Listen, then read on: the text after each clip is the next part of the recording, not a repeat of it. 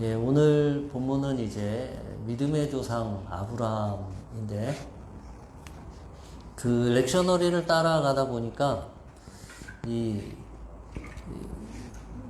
모처럼 만난 아브라함 본문입니다.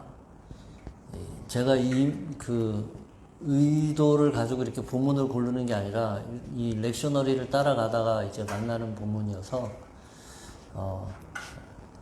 모처럼 만나는 그 설교 때마다 듣는 아브라함, 뭐 성경 공부 때마다 듣게 되는 그 아브라함의 본문이 드디어 이제 오늘 나왔는데, 창세기를 전체를 한번 보시면은 이 창세기에서 아브라함이 등장하는 거는 12장부터 등장합니다.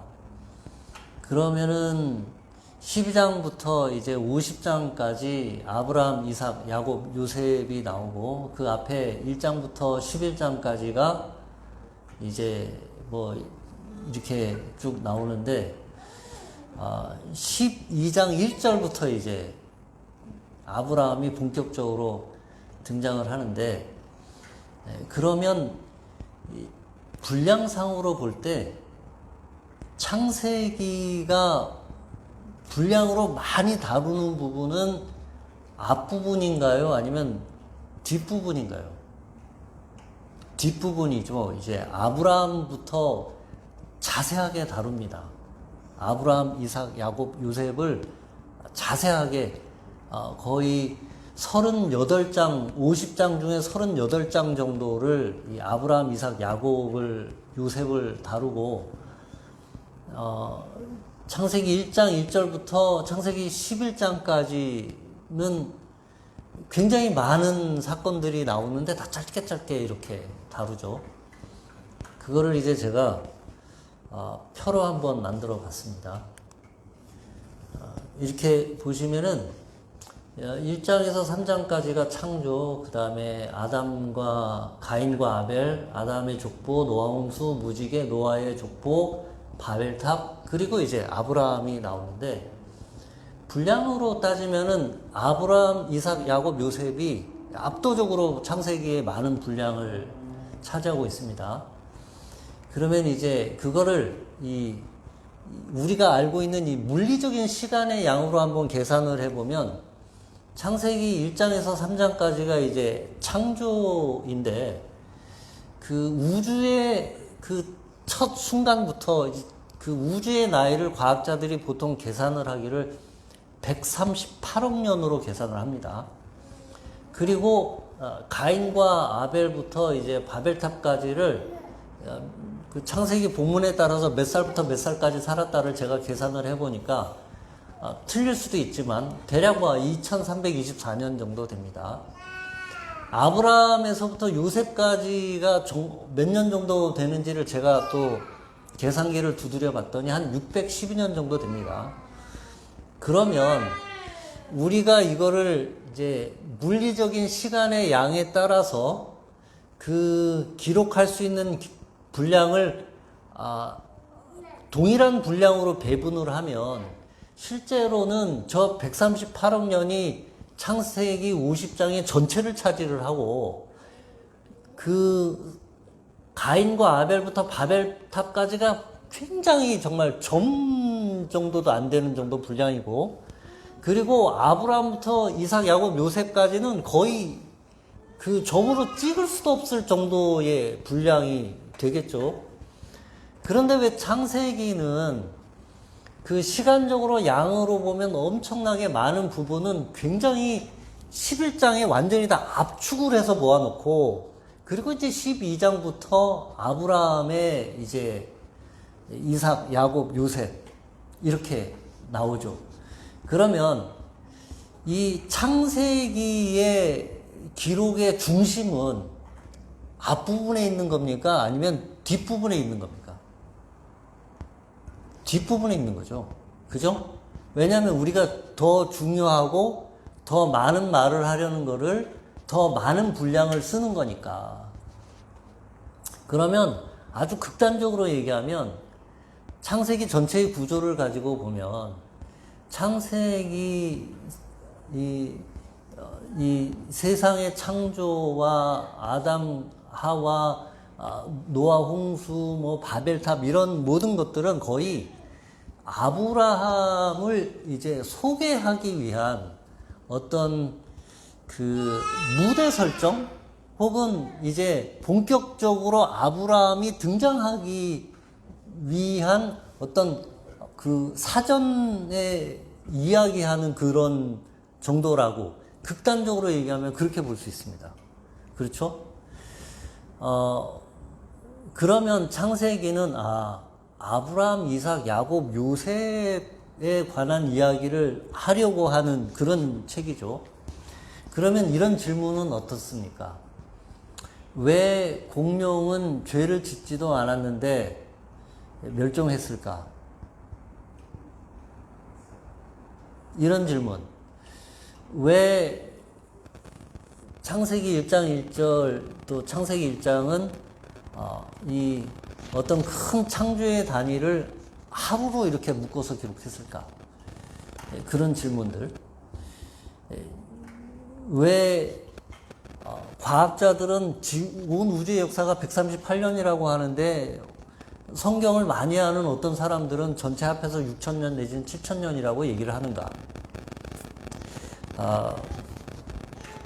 이런 질문은 이 창세기 전체의 구조를 이렇게 가지고 생각해 보면 이 질문이 잘못된 질문이에요. 말하자면 창세기는 원래 의도하지도 않고 창세기는 원래 말하려고 하지도 않았던 것에 대한 질문을 이 창세기에다가 하는 것이죠. 이 창세기 전체의 구조를 이렇게 두고 보면은 이 과학적인 사실을 우리에게, 과학적인 지식을 우리에게 알려주려고 하는 책이 아닌 것이죠. 이 창세기에 어떤 사람들은 창세기 기록이 과학적으로 일치하지 않는다 이렇게 얘기하는 사람들이 있고, 또 그 정반대의 어떤 사람들은 창세기의 기록이 1.1획도 과학적으로 틀리지 않는다고 그걸 증명하려고 하는 사람들이 있습니다. 근데 이게 둘 다 잘못된 질문을 하고 있는 거죠. 창세기는 말하려고 하는 것이 아닌, 예를 들면 이런 거죠. 시집을 읽으면서 그 시집에서 과학적인 지식을 얻으려고 하는 거, 이런 게 바로 이런 두 가지 접근이 다 이런 잘못된 오류를 범하고 있는 거죠. 창세기는 여러분이 보시면 아시겠지만 무엇을 얘기하려고 하는 책이냐 하면 어떻게 이 우주를 창조하신 하나님이 아브라함의 하나님이 되셨는가, 그 얘기를 하려는 책입니다. 이 창세기는 어떻게 이 온 우주를 창조하신 하나님이 아브라함의 하나님, 이삭의 하나님, 야곱의 하나님, 요셉의 하나님, 그리고 출애굽기로 넘어가면서 이스라엘 백성의 하나님이 되셨는가를 이야기하는 책이 바로 이 창세기라는 책입니다. 이런 큰 전제를 가지고 오늘 창세기 15장 본문은 보다도 구체적으로 어떻게 이 우주의 하나님과 아브라함이 하나님과 하나님의 자녀의 관계로 만들어져 가는가, 전개되어져 가는가, 그것에 대한 자세한 이야기를 하고 있습니다. 그런 관점에서 오늘 본문을 살펴보도록 하겠습니다. 특별히 오늘 본문을 이제 살펴볼 텐데, 이 아브라함과 하나님의 대화가 이렇게 기록되어져 있는데, 그 대화 가운데서 하나님이 관심하고 있는 부분과 아브라함이 관심하고 있는 부분이 엇갈리기도 하고 마주치기도 하는데, 그런 관점에서 오늘 본문을 한번 보시면 좋겠습니다. 15장 1절에 후에 여호와의 말씀이 환상 중에 아브라함에게 임하여 이르시되, 제가 빨간색은 하나님이 말씀하신 거로, 그리고 파란색은 아브라함이 대답한 걸로, 질문한 걸로 이렇게 표시를 했는데, 하나님이 아브라함아 두려워하지 말라. 나는 내 방패요 너의 지극히 큰 상급이다. 이렇게 말씀합니다. 그러니까 하나님이 아브라함에게 하고자 하시는 말씀은 세 가지죠. 두려워하지 말라. 나는 너의 방패다. 나는 너의 지극히 큰 상급이다. 두려워하지 말라. 아마 아브라함의 기본적인 정서 상태는 두려움이었던 것 같습니다. 두려움. 두려움이라고 하는 것은 인간이 가지고 있는 굉장히 근본적인 감정 상태죠. 아브라함의 상황이 두려워할 수 있는 상황이에요. 나는 너의 방패다. 나는 너를 지킨다. 나는 너를 보호한다. 그리고 조금 더 나아가서 나는 너의 지극히 큰 상급이다. 그러니 아브라함이 대답합니다. 하나님이 나의 상급이시군요. 그러면 나에게 무슨 상을 주시겠습니까? 무엇을 내게 주시려 하십니까? 나는 자식이 없습니다. 내 상속자는 이 다메섹 사람 엘리에셀이니이다. 아브라함이 또 이르되 주께서 내게 씨를 주지 아니하셨으니 내 집에서 길린 자가 내 상속자가 될 것입니다. 하나님 입장에서 보면은 누구 탓을 하고 있어? 이렇게 볼 수도 있는 것인데 아브라함 입장에서는 또 뭐 그럴만한 이야기예요. 아브라함 입장에서는 그럴만한 이야기예요. 왜냐하면 이게 그 당시의 풍습, 그 다음에 일반적으로 행해지는 관습, 그리고 아브라함은 당연히 그 시대 사람이니 그 시대의 일들이 되어지는 방식으로 생각하는 것이 당연한 것입니다. 아브라함에게 있어서 중요한 문제는 아브라함이 본토 친척 아비집을 떠난 사람이잖아요. 고대의 그 시대에는 부족이나 시족이나 혈족으로 모든 사회 경제, 안보, 보안, 복지 이런 것들이 다 시족이나 부족 이런 걸로 되어지는 것인데 아브라함은 그 모든 것들을 다 떠난 사람이잖아요. 그러하니 아브라함에게 가장 중요한 문제는 어떻게 자기의 시족과 부족과 그거를 통해서 자기의 안전을 확보하고 자기의 삶을 연정해가고 번성시키는 것인가. 이게 아브라함에게는 가장 절실하고 중요한 문제인 것인데 그런 관점에서 아브라함의 이런 하나님에 대한 요구는 어떤 면에서는 정당한 것입니다. 그러자 하나님이 아브라함에게 이렇게 말씀합니다. 그 사람이 내 상속자가 아니라 내 몸에서 날짜가 내 상속자가 되리라 하시고 원래 자기 친자 상속이라는 것이 원래 맞는 것인데 친자 상속이 안 될 경우에 두 번째 방법으로 어떤 다른 서자나 혹은 다른 여인에게서 낳은 자식으로 혹은 양자로 상속을 하는 것인데 하나님은 그건 아니다. 원래대로 본래대로 친자 상속이 맞다. 그리고 그렇게 될 것이다 하면서 하늘의 별을 보여주시면서 네 자손이 이렇게 될 것이다. 아브라함이 여호와를 믿으니 여호와께서 이를 그의 의로 여기시고 이제 구약 본문을 볼 때 관심을 가지고 이제 주의해서 보실 부분인데 15장 6절은 아브라함과 하나님의 대화 사이에 끼어든 해설이에요. 그 나레이터가 쭉 나레이션을 하다가 중간에 자기의 나레이터의 해설이 딱 들어가 있는 부분이죠. 말하자면 이 부분이 오늘 본문에서 제일 중요한 부분이고 이 본문이 오늘 본문 전체의 메시지예요. 아브라함이 여호와를 믿으니 여호와께서 그를 의로 여기시고 어떻게 아브라함이 이 말씀을 믿게 되었는지 설명이 없습니다. 이 해설자의 해설인데, 이게 구약 성경이 우리에게 말하는 방식이에요. 그리고 이어서 또 그에게 이르시되 나는 이 땅을 내게 주어 소유를 삼게 하려고 너를 갈대아인의 우르에서 이끌어낸 여호와니라. 이 하나님이 아브라함에게 또 과거를 또 회상을 시킵니다. 처음 하나님을 만나서 여기까지 온 과정이 어떠했는지를 다시 기억하게 하셔요. 하나님이 어떤 하나님인지 어떤 존재인지 그동안 만남의 과정이 어떠했는지를 다시 한번 기억나게 하십니다. 이 땅을 내게 주어 소유를 삼게 하려고.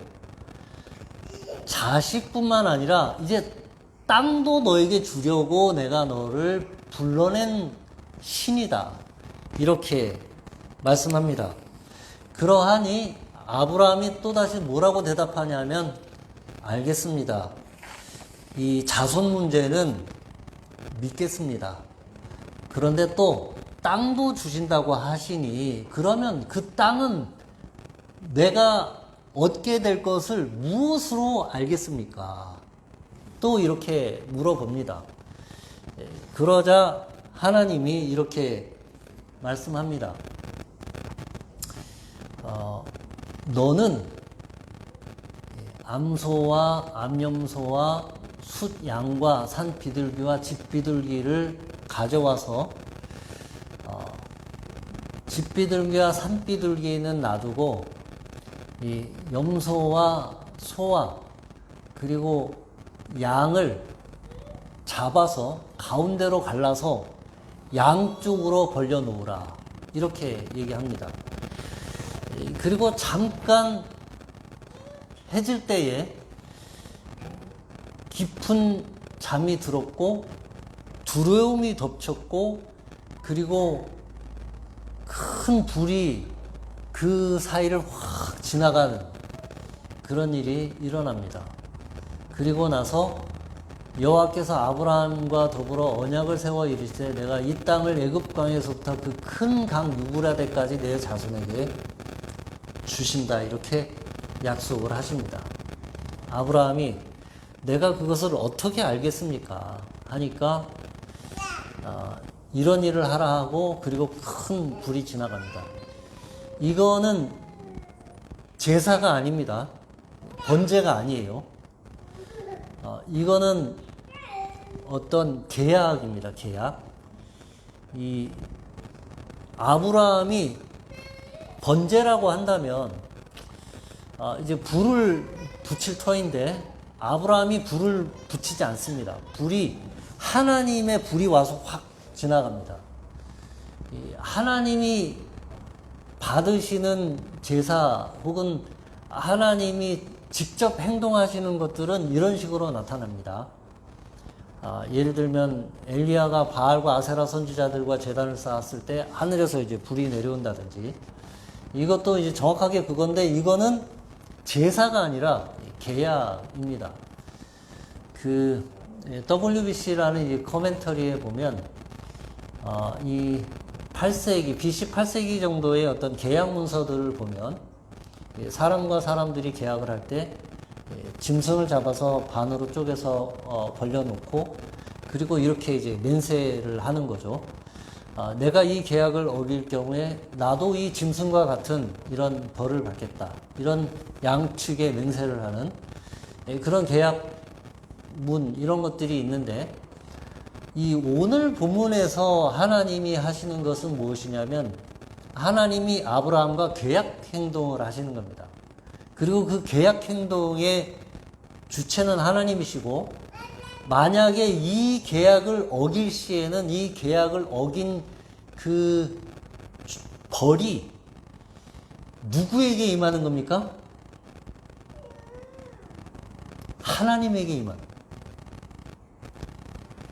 하나님께서 나에게 이 땅을 주신다는 것을 어떻게 알겠습니까? 그러면 나와 계약하자.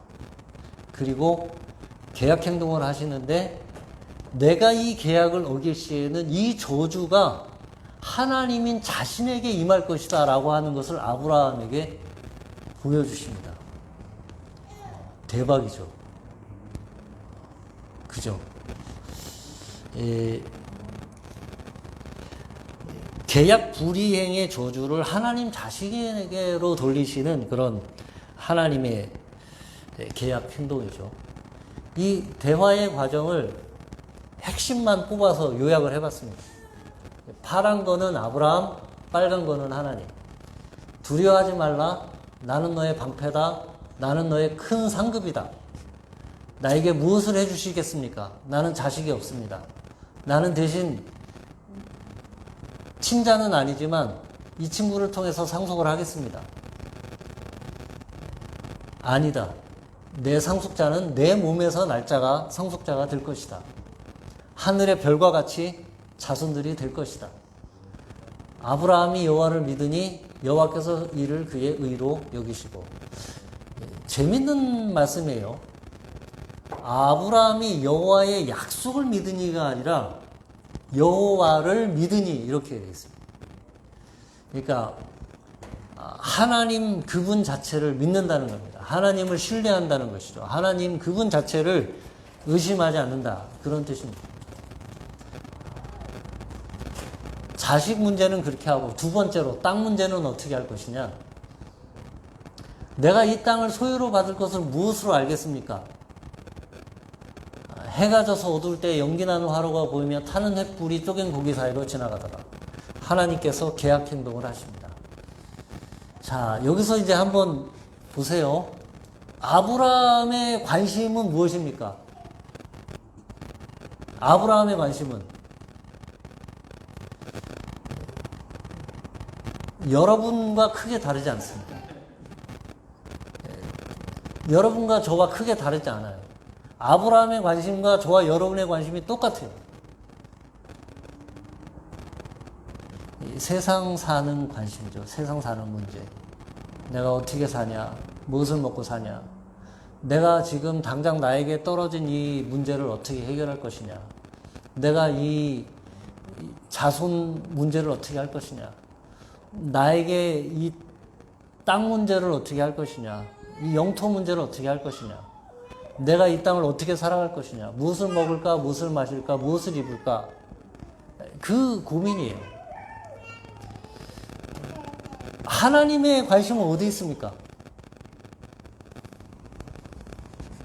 하나님의 관심은 아브라함 그 자체에 있어요. 아브라함을 어떻게 조금 더 하나님께 더 가까이 움직여내는 거기에 하나님의 관심이 있습니다. 어떻게 하면 아브라함이 하나님을 더 잘 알게 될 것인가? 어떻게 하면 아브라함이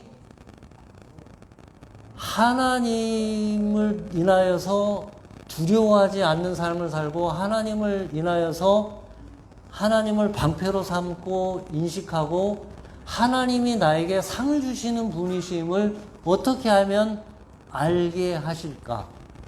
거기에 하나님의 관심이 있습니다. 우리는 내 문제의 해결에 우리의 모든 관심이 있습니다. 우리의 기도 제목도 그렇고 내가 하나님을 믿는 이유도 그렇고 어느 누가 나는 이 우주를 창조하신 이 진리, 그 진리를 찾아야 되겠다. 이 우주의 진리가 무엇이냐. 그것을 추구해야 되겠다. 그래서 하나님을 믿는 사람 거의 없습니다. 거의 대부분 죽겠습니다. 하나님 살려주세요. 괴롭습니다. 나는 어떻게 하면 좋습니까? 이 순간을 견디게 해주세요. 그런 것 때문에 하나님을 알게 되고 하나님을 믿게 되고 하나님을 찾게 됩니다. 그런데 하나님이 이 약속을 이 계약 행동을 통해서 바로바로 해결해 주시면 좋은데 시간이 걸려요. 시간이 한참 걸립니다. 이 과정을 통해서 무엇이 달라집니까? 우리가 달라집니다. 아브라함이 달라집니다. 오늘 본문에는 아브라함이 사사건건 하나님께 질문합니다. 문제 제기를 합니다. 이거는 어떻게 할 건데요? 자식 문제는 어떻게 할 건데요? 이 땅을 주시겠다고 했는데 이 땅은 어떻게 하실 건데요? 이렇게 물어봅니다. 하나님이 나무라지 않습니다. 하나님은 아브라함이 가지고 있는 의심, 아브라함이 제기하는 문제를 탓하지 않습니다. 믿음이 작구나. 그렇게 하지 않습니다. 왜 시키는 대로 하지 않느냐 하지 않습니다. 오히려 계약 행동을 하시면서 계약에 실패할 경우에 그 저주가 하나님께로 돌아올 것을 분명하게 보여주면서 아브라함에게 지속적으로 확신을 주십니다. 그 결과가 무엇입니까? 창세기 22장이죠. 창세기 22장에 가면 오늘 여기 15장 본문인데 22장에 가면 아브라함이 이삭을 하나님께 번제로 바치러 올라갑니다.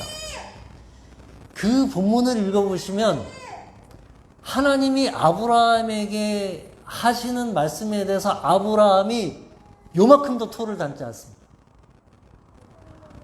100% 신뢰? 100% 확신? 하나님을 향한 무조건적인 신뢰. 즉각적으로 행동합니다. 15장과 22장 사이에 무슨 일이 일어난 것입니까? 이런 과정을 통해서 아브라함의 믿음, 아브라함과 하나님의 관계가 그렇게 달라져 간 것입니다.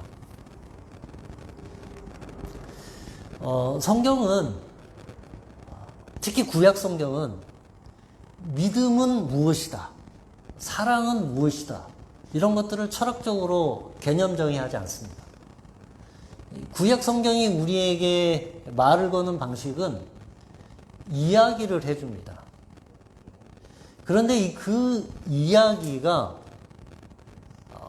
굉장히 힘이 있습니다.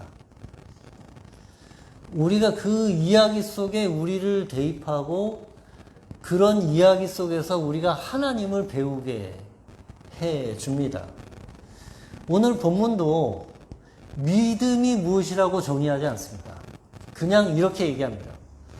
아브라함이 하나님을 믿음이 하나님이 그를 의로 여겼다. 이렇게만 얘기합니다. 아브라함이 하는 관심과 하나님이 우리를 향한 관심이 다릅니다. 하나님은 우리 자체에 대해서 관심을 가지고 있습니다. 내가 어떤 사람이 되어져 가느냐에 관심이 있습니다. 하나님은 우리에게 시간을 주십니다. 단번에 되어지는 것이 아님을 하나님은 잘 알고 계십니다. 우리는 하나님께 질문을 할 수 있고 우리는 하나님께 문제 제기를 할 수 있습니다. 그리고 우리는 점점 하나님을 배워갑니다.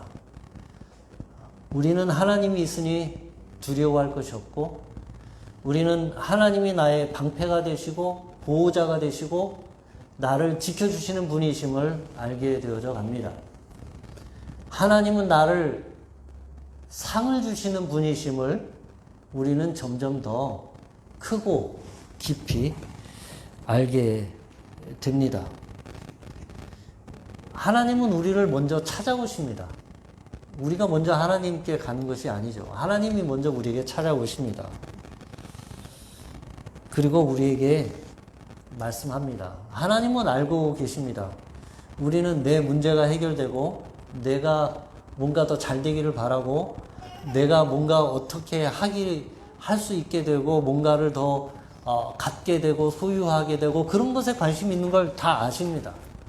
그렇지만 그 관심을 하나님과의 관계를 통해서 조금씩 우리 자신이 변화되도록 이끌어 가십니다.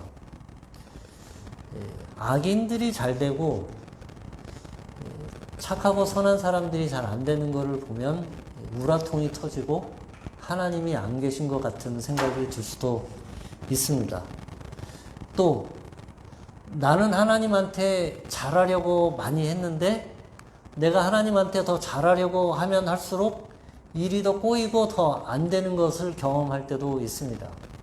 혹은 나 자신의 잘못으로 내가 실패하고 뭔가 내가 해놓은 걸 망가뜨리고 내가 어려움을 당하고 혹은 그나마 알량하게 내가 조금 더 의롭고 선한 삶을 살려고 하다가 어려움과 고통을 당하기도 하고 혹은 알 수 없고 이해할 수 없는 불행한 일들이 닥쳐오기도 합니다.